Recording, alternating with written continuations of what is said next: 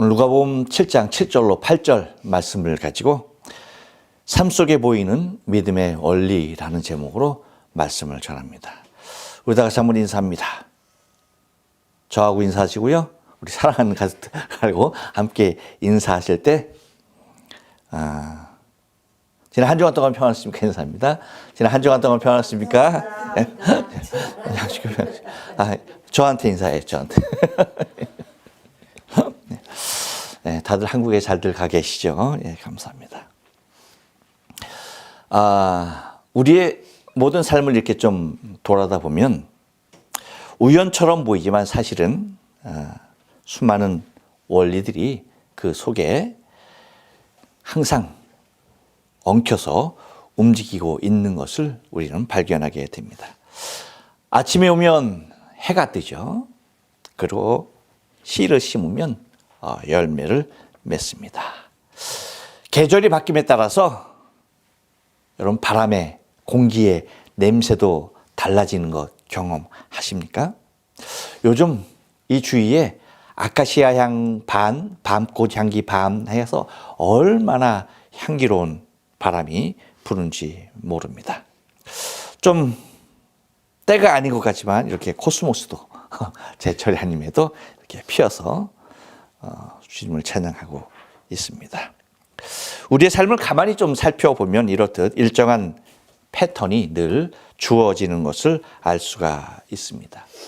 아무리 작은 것 하나라도 조금만 관심을 보고 살펴보거나 분석해 보면 매우 큰 원리들이 그 안에서 발견되는 것을 바라보게 됩니다. 그런데 여러분 이것은 믿음에서도 마찬가지예요. 믿음은 단순히 교회 안에서만 배우는 관념이 아닙니다. 삶의 구조 속에서 발견되는 하나님의 질서라고 보시면 될 것입니다.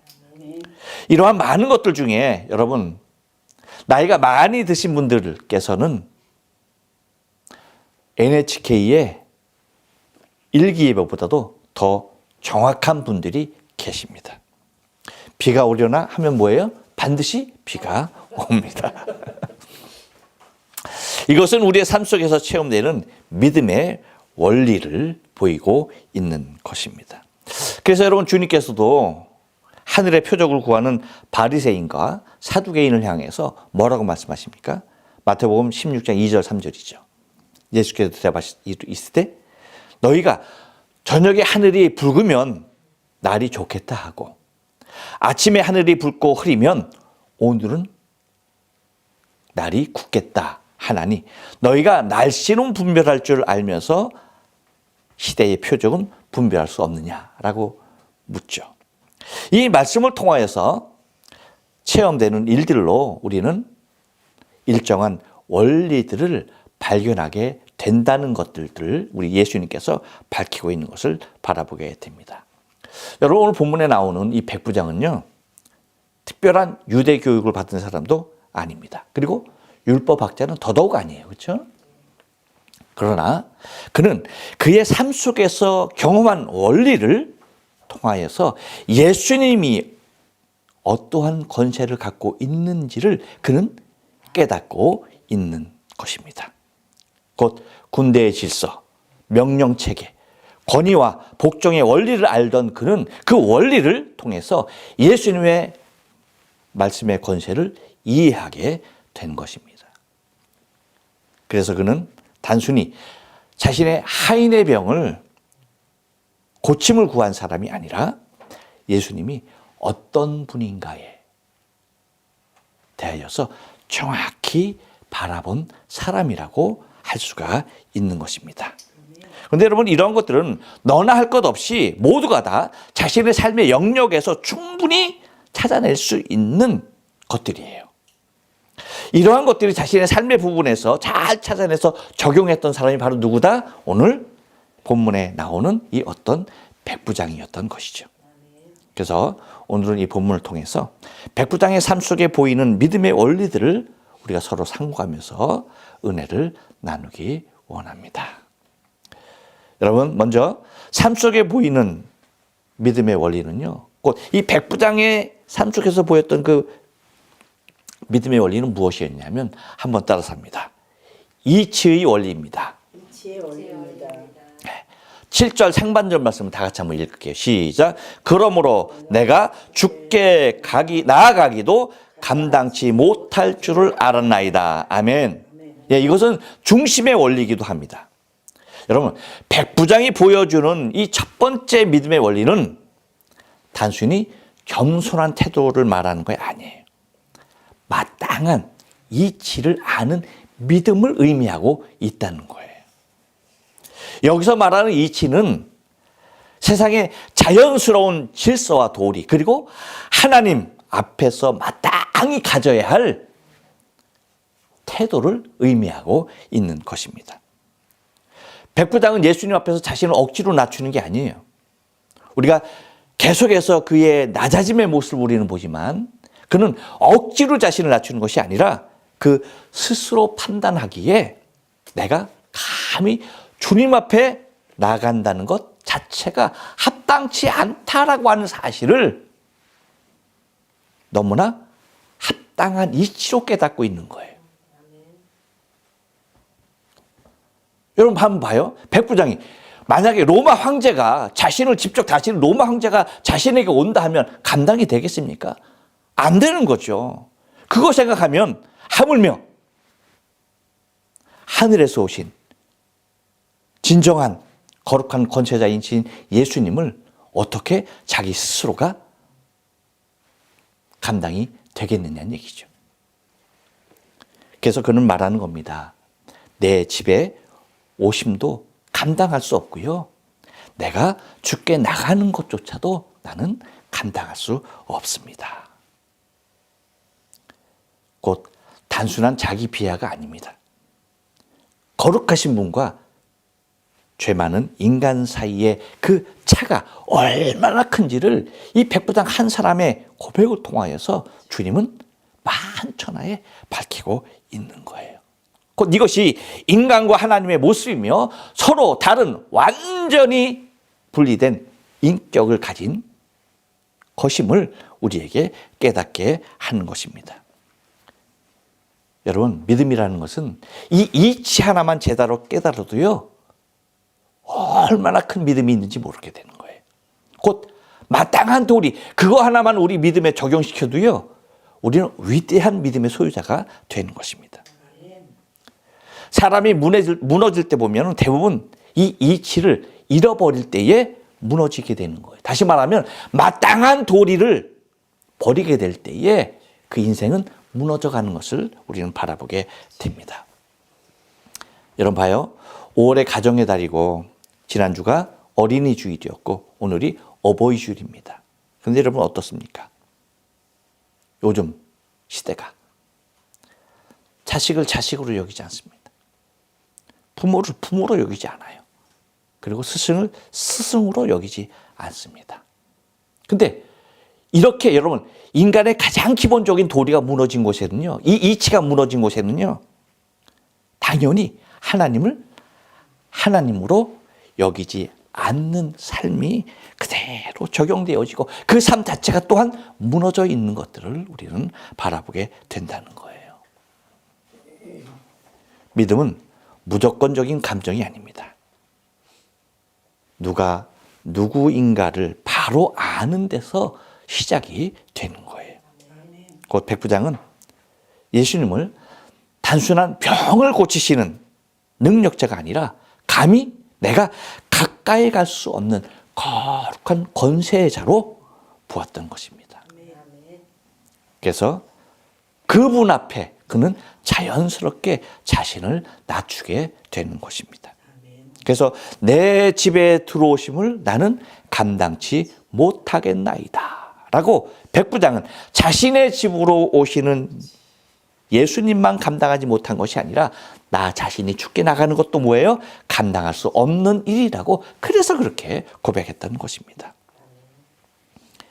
솔로몬은 일찍이 하나님의 성전을 건축하고 이렇게 고백을 합니다. 열왕기상 8장 27절에서 하나님이 참으로 이 땅에 거하시니까 하늘과 하늘들의 하늘이라도 주를 용납 못하겠거든. 하물며 내가 건축한 이 전이오리까. 그렇죠? 성전을 완공한 솔로몬은 자신의 업적을 자랑하지 않았어요. 오히려 하늘과 하늘들의 하늘이라도 주를 용납하지 못하겠거든. 하물며 내가 건축한 전이오리까 라고 고백합니다. 이것이 바로 이치입니다. 곧 하나님은 인간의 공로나 건물 안에 갇히시는 분이 아니라는 것이죠. 이것은 당연한 이치의 원리인 것입니다. 곧 바른 경우, 곧 바른 도리를 말하는 것입니다. 사람이 막문하게로 그냥 나가는 이것은요, 그 이치를 깨닫지 못하는 데서 오는 수없이 많은 부작용들입니다. 여러분, 우리 또한 욥을 잘 알아요.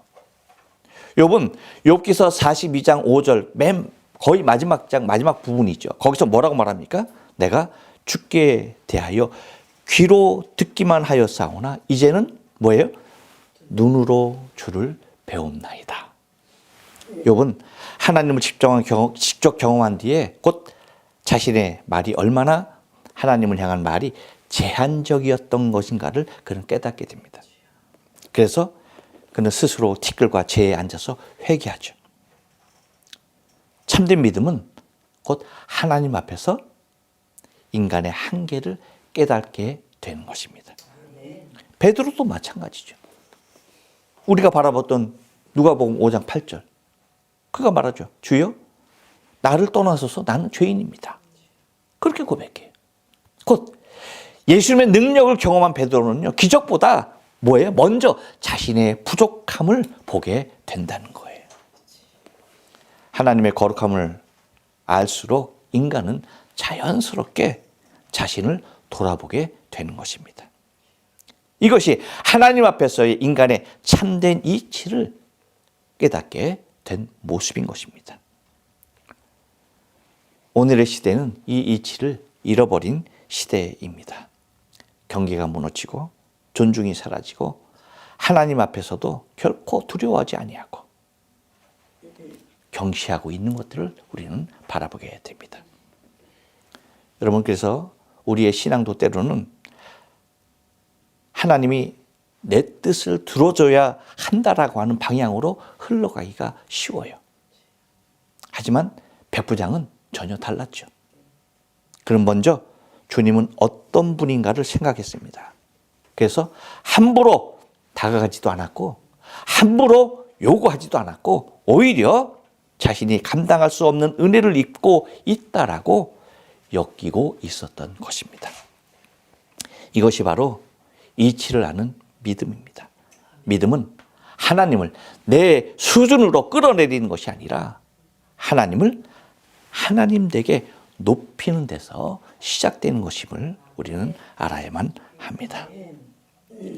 또 하나, 그 백부장의 삶 속에 보이는 믿음의 원리는 무엇이냐면 한번 따라서 합니다. 말씀의 원리입니다.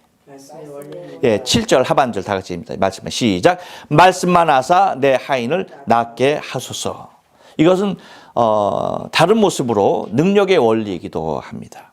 곧 진정한 힘이 어디에 있는지를 아는 거예요. 곧 말씀이 능력인 것을 알고 있는 것입니다. 자신의 삶의 원리에서도 곧 동일하게 나타났던 것을 그는 깨닫고 있었던 거예요.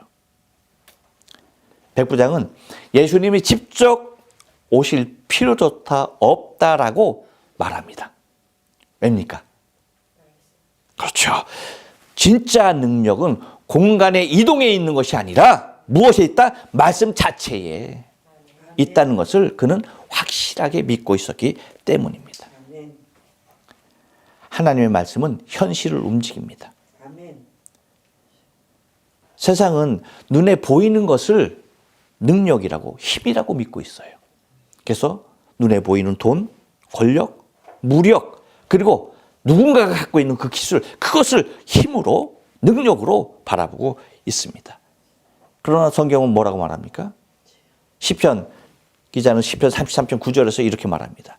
그가 말씀하심에 이루어졌으며 명령하심에 견고히 섰도다. 할렐루야. 곧 하나님의 말씀은 단순한 소리가 아니라 존재를 만들어내는 권세라는 것이에요. 백부장은 자신의 삶에서 그 원리를 바라보게 된 것입니다. 그는 군사입니다. 상관이 명령하면 움직입니다. 그리고 그 명령은 눈에 보이지 않지만 현실을 바꿉니다. 어떻게 바꿔요? 가라 하면 가는 거예요. 오라 하면 오는 거예요. 그렇다면 모든 권세 위에 계신 분의 말씀은 어떠하겠습니까? 백부장은 자신이 경험한 질서를 통해서 예수님의 절대 권위를 깨닫고 있던 것입니다.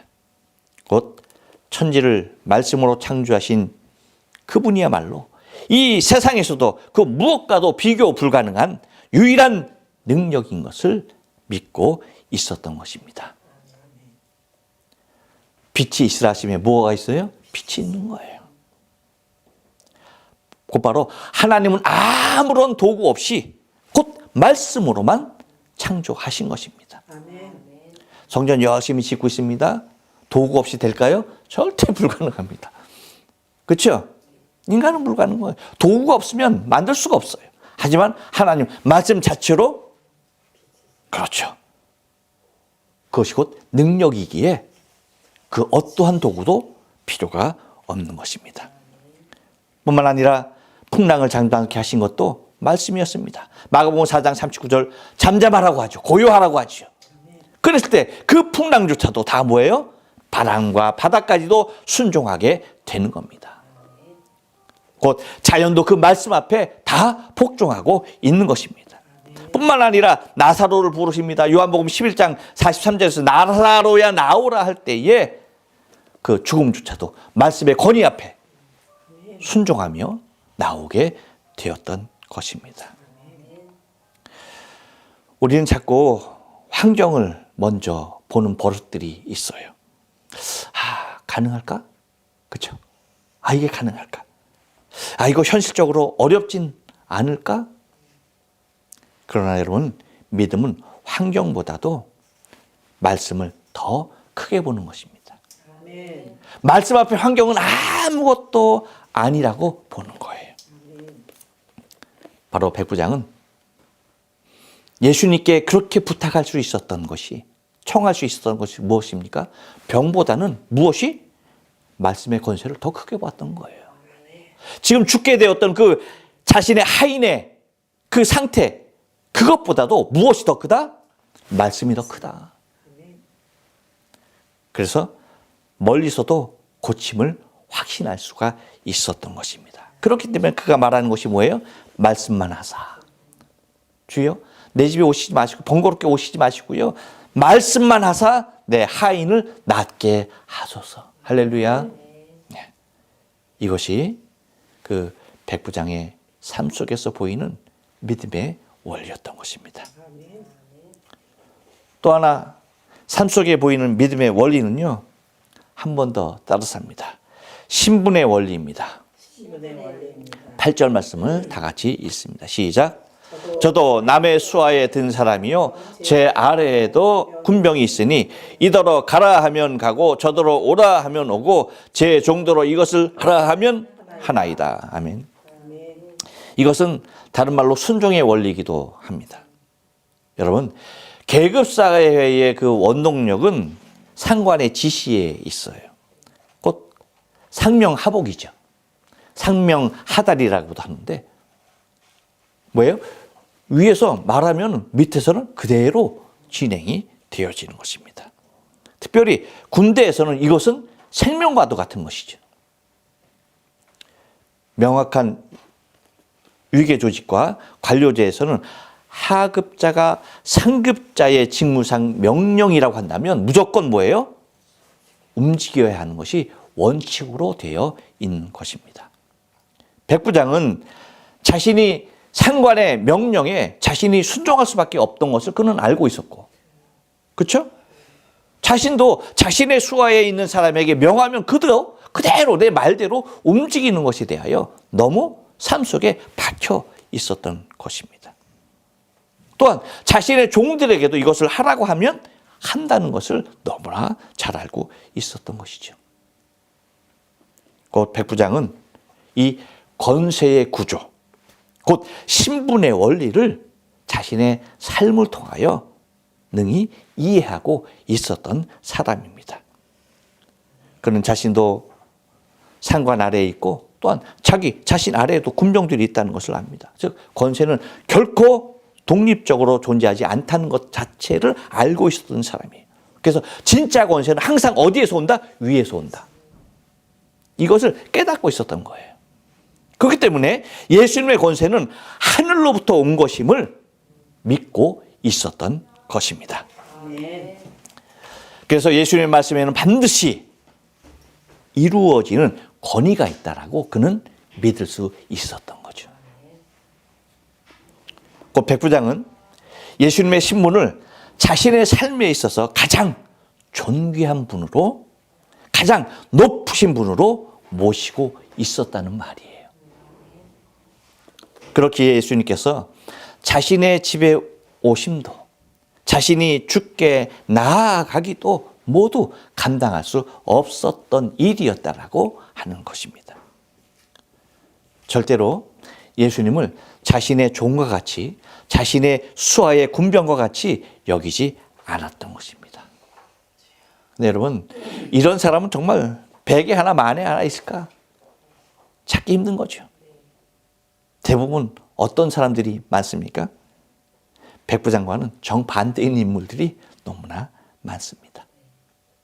대표적인 것이 곧 이 바리새인과 서기관들입니다. 그들은 보십시오. 뭐라고 말합니까? 예수님을 평가했습니다. 뭐라고요? 저 사람이 누구냐? 그렇죠? 그리고 심지어 어떤 말까지 합니까? 참남하다라는 말까지 합니다. 그들은 예수님을 철저하게 자신의 수준 이하로 끌어내리고 말았습니다.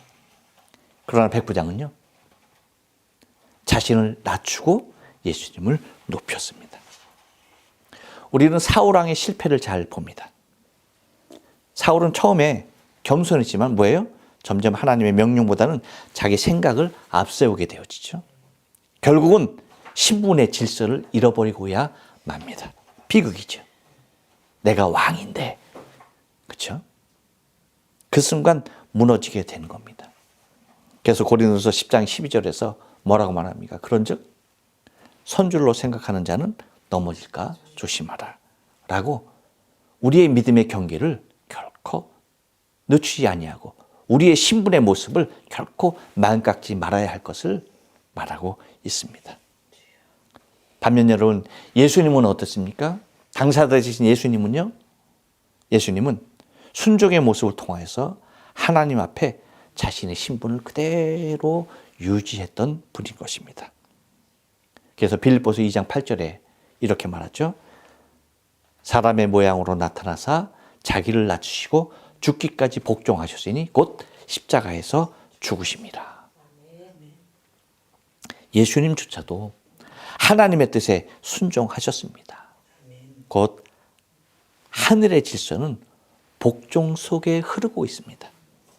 곧 신분을 통하여서 계속 흘러가는 것입니다. 그렇게 여러분, 우리의 신앙도 좀 비교해 보아야 합니다. 과연 백부장과 같은 중심에서 주님을 높이고 있는지, 아니면 예수님을 나의 신분과 비교하여 등급으로 나와 같은 동급으로 여기고 있지는 아니한지.